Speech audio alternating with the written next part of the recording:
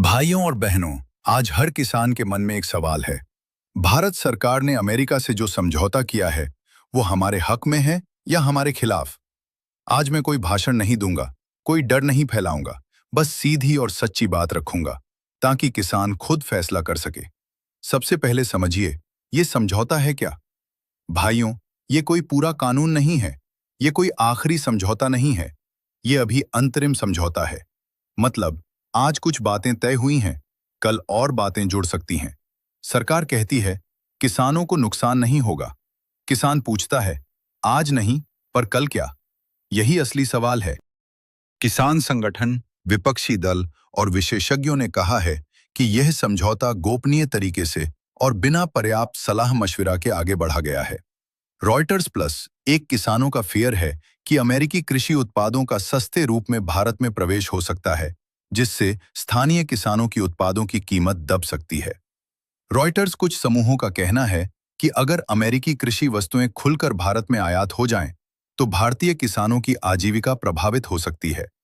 Business standard विपक्षी नेताओं ने कहा है कि यह समझौता किसानों और पोशाक किसानों के हितों को नुकसान पहुंचा सकता है, और सरकार ने इसे भी जनता से पूरी तरह स्पष्ट नहीं किया। The times of India plus एक इस चिंता के कारण कई किसान संगठनों ने प्रदर्शन और विरोध प्रदर्शन भी किया है। रॉयटर्स विशेषज्ञ क्या सुझाव दे रहे हैं? कुछ विशेषज्ञों का मानना है कि अभी यह समझौता अंतरिम रूप से ही है और कृषि वस्तुओं पर टैरिफ अभी पूरी तरह खुला नहीं है। द न्यू इंडियन एक्सप्रेस कृषि निर्यात का मार्ग अमेरिका जैसे बड़े बाजार में खुलने से कुछ उत्पादकों को फायदा हो सकता है। बिजनेस स्टैंडर्ड वहीं कुछ विश्लेषकों को लगता है कि बाद में अगर भारत टैरिफ कम करता है, तो इससे बाजार में अमेरिकी सस्ते माल का प्रभाव हो सकता है। मनी कंट्रोल निष्कर्ष, यह डील भारत और अमेरिका के बीच व्यापार अवसर बढ़ाने के लिए है। सरकार कहती है कि किसानों के हित की रक्षा की गई है। संवेदनशील कृषि उत्पादों को संरक्षित रखा गया है। इससे भारत को बढ़े हुए निर्यात के अवसर मिल सकते हैं। लेकिन किसानों और विपक्ष को डर है कि भविष्य में जब और समझौते हों, तो भारतीय किसानों को मुश्किल हो सकती है। अगर अमेरिकी कृषि माल सस्ता और अधिक खुलकर भारत में आए, फिलहाल यह पूर्ण रूप से लागू नहीं हुआ समझौता है। यह एक अंतरिम फ्रेमवर्क है, जिनके अंतिम नियम अभी आने हैं। असली डर क्या है? अमेरिकी सब्सिडी। यूएस किसान भारी सब्सिडी लेते हैं। सस्ता माल आया तो भारतीय दाम गिर सकते हैं भविष्य में। टैरिफ कट आज नहीं, पर आगे चलकर ड्यूटी घटाई गई तो नुकसान। जीएम/फीड प्रोडक्ट्स, जीएम लिंक्ड आयात जैसे डीडीजीएस, बैकडोर एंट्री का डर, पारदर्शिता की कमी। पूरा मसौदा सार्वजनिक नहीं, किसान संगठनों से पर्याप्त चर्चा नहीं। डेयरी पर खतरा, अगर आगे खुला तो छोटे दुग्ध उत्पादक सबसे ज्यादा प्रभावित।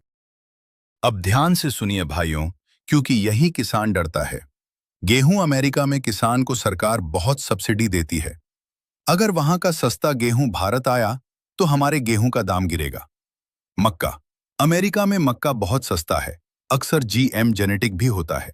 अगर आयात खुला, तो हमारे मक्का किसानों पर सीधा असर। दूध और डेयरी, ये सबसे बड़ा मुद्दा है। भारत में दूध छोटा किसान संभालता है, 2 गायें 4 भैंस। अगर विदेशी दूध या पाउडर आया, तो सबसे पहले गांव का दूध वाला टूटेगा। दालें और तेलहन, अगर सस्ता माल बाहर से आया, तो मंडी में दाम नीचे जाएंगे। सरकार कहती है, अभी ये सब सुरक्षित हैं। किसान कहता है, अभी ठीक है, पर आगे? तो क्या अभी डरने की जरूरत है? सीधी बात भाई, आज ही कोई फसल बर्बाद नहीं हो रही, आज ही कोई कानून किसान पर नहीं थोपा गया, लेकिन भविष्य में बातचीत होगी, टैरिफ घटाए जा सकते हैं, डेयरी और जीएम पर दबाव आ सकता है। इसलिए आंख बंद करके भरोसा भी नहीं और बेवजह डर भी नहीं। भाइयों, समझौते कागज पर होते हैं, लेकिन असर खेत में दिखता है।